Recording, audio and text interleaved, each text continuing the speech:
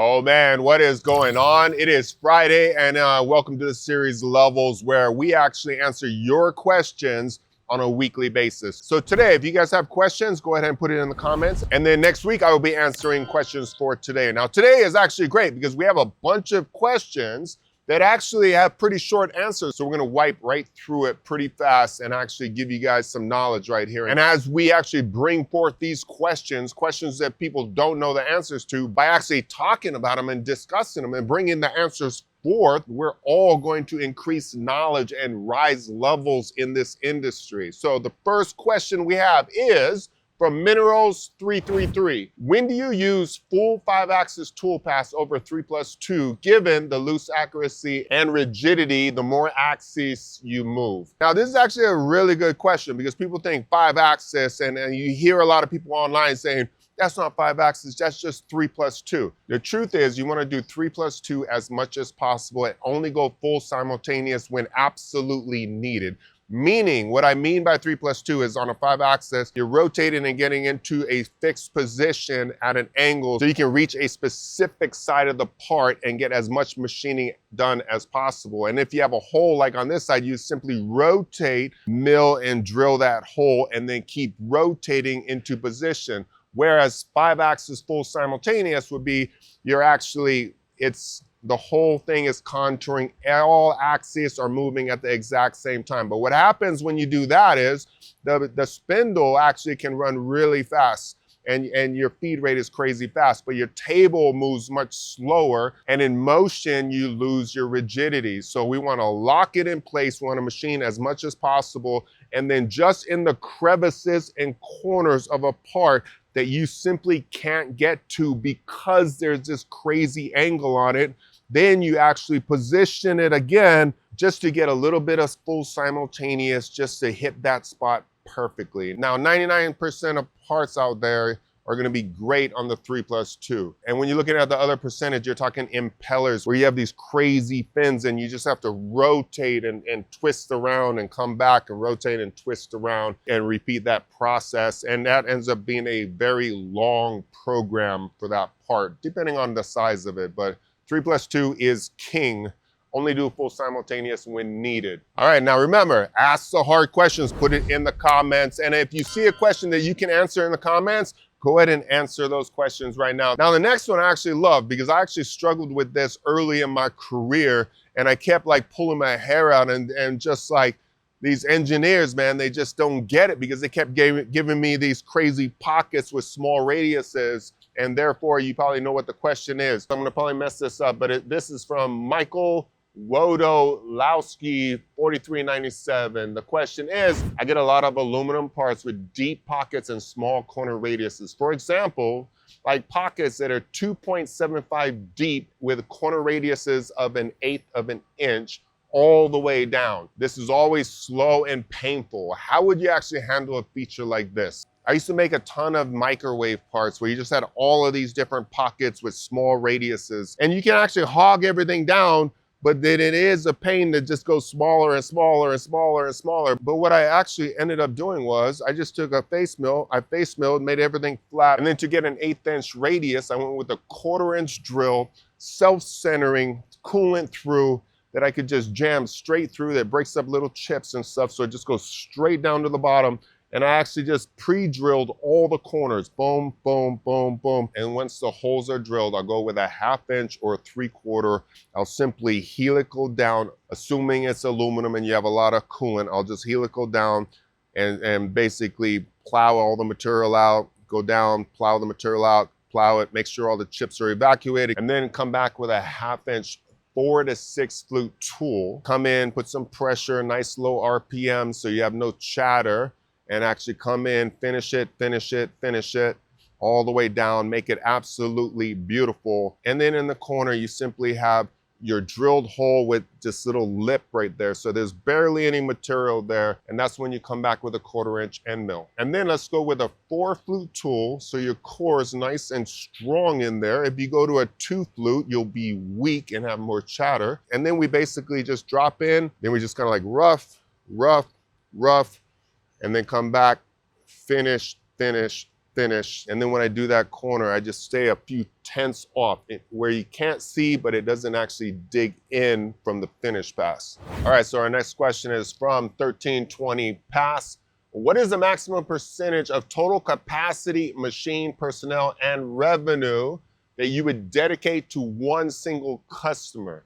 Question for smaller guys that want to avoid putting too many eggs in one basket and risking a big hit if the customer pulls out. So I'm actually an expert in this because when I was building my shop, man, I was grinding, and you're looking for the great customers that can just make your company.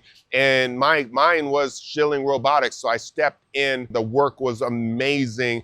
I actually performed well on the work, and literally they were giving me as much work as I could handle, and my profit margin was so big. So that one customer became over 50% of my company, and then came the 2008, 2009 downfall. They lost all of their contracts, everything got shelved, and then I went through the craziest couple years of my entire life trying to save my company. So this one hits home. Now, if you want a good answer, I would say 10 to 20% max, and that's in a perfect world. But truthfully, would I have done it again, knowing everything that I know? Absolutely, I would have done it, because I was at this level. And all the work from Schilling and the partnership and taking care of them and the love that they had for us allowed us to get more equipment and go to a higher level machine shop. So I went from like 6 machines to 20 machines inside of just a couple years. And then my mindset changed. So although I went through a couple years of heartache and a couple years of suffering, I had tasted success on the high level. So I knew how to get back there. So once 2010 came, I actually just worked my way back to that level of manufacturing, and I got there. And then I diversified and brought in SpaceX and Blue Origin and Lockheed and Boeing and all these different companies, and then got the skills to be on camera to talk to you guys about all of it. But one of the most important things that I can actually say is a shop owner needs a gut instinct. If it's too good to be true and it seems and you're scared about it, then don't do it. Be cautious. And sometimes you have to turn away work. And sometimes taking on too much work, it will kill your company because you can't afford the materials, the outside process, the payroll. You're working crazy hours and you're putting strain on your family. All of these things is real because machining is a grind.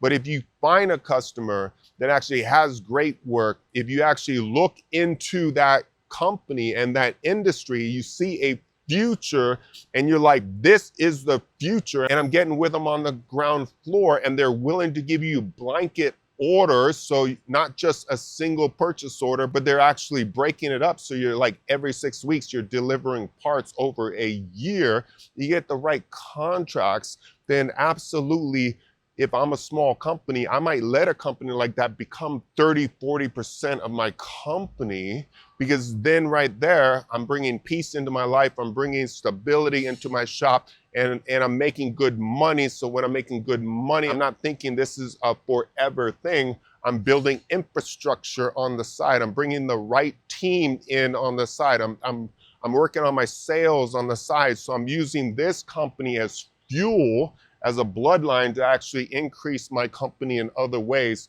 so that a year later, I'm actually more diversified. I have more manufacturing and more everything. And the shop overall is just thriving. So use your gut instinct, get the right contracts, knowing that as you grow and you reach the level that you want to be at, you are completely diversified across all successful industries and companies that are forward thinking that you have confidence in.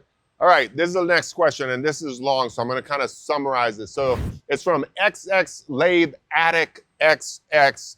Love the question. The question is long, so I'm gonna kind of summarize it, but he's basically saying, hey, this might get buried, but I feel it's an important question for everyone in industry, and it's a question might be pointed more at Tyson, given the background. But I think lathe work holding, more importantly, what can you get away with? How do you actually determine how to hold a part and how much force to actually exert into that material so the part actually doesn't get thrown out of the chuck? And he basically goes on to say, every time you actually have a lathe job, you're wondering, how am I gonna hold it? How much pressure am I gonna use so on and so forth. So since he called out my son Tyson, on the way to work, I actually texted this question to my son and I said, hey, I need your help real quick. Can you come help answer a question? So Tyson, what's up?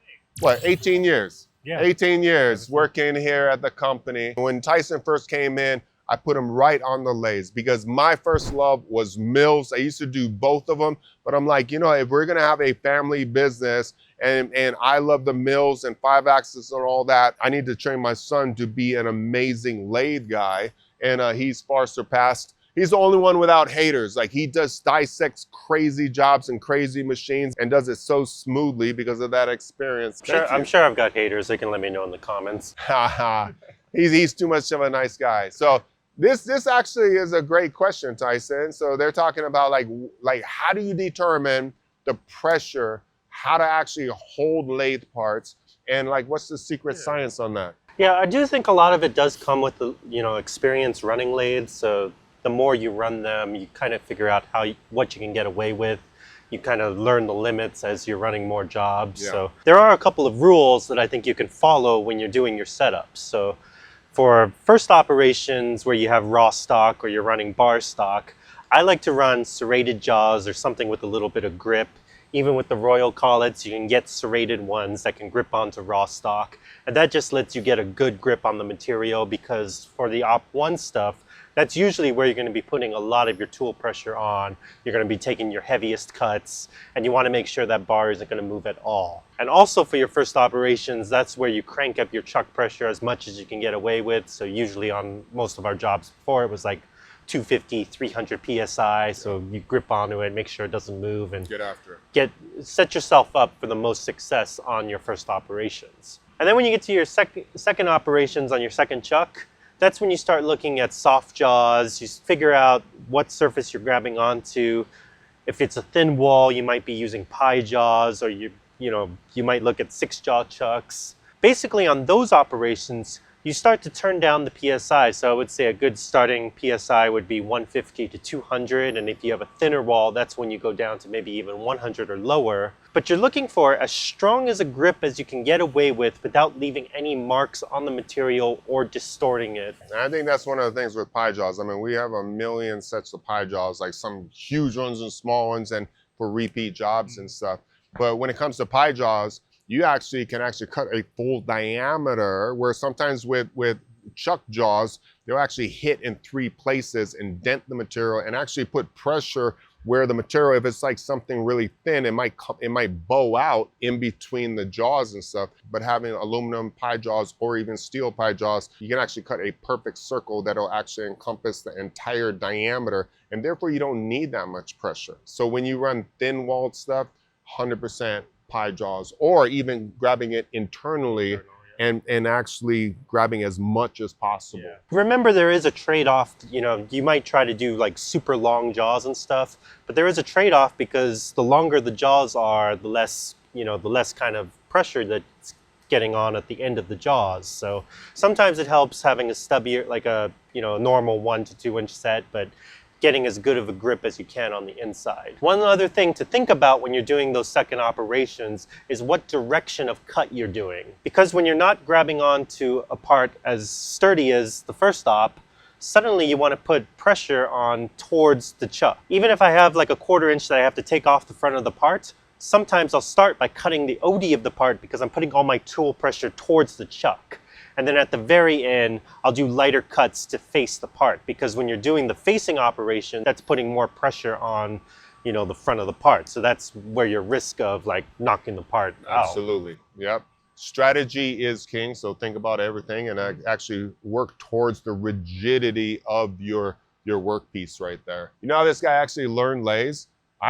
When he came to work for me, I put him under a great lathe machinist that I had working. And all these complicated jobs, this guy would program and figure out. And we were doing like crazy SpaceX jobs. We were doing crazy aerospace jobs and stuff. And then he taught Tyson how to set up the machines. And basically for 5 years, he just set up all these complicated jobs. And then one day that guy didn't come to work and we had like a bunch of SpaceX jobs and he had never programmed before. And I'm like, you have watched it, you have set up, you've done everything. In 2 weeks, we have to finish all of this work. So we're gonna actually teach you how to program right now and go make that happen. And he got the work done. They were flawless, crazy tolerances, crazy parts.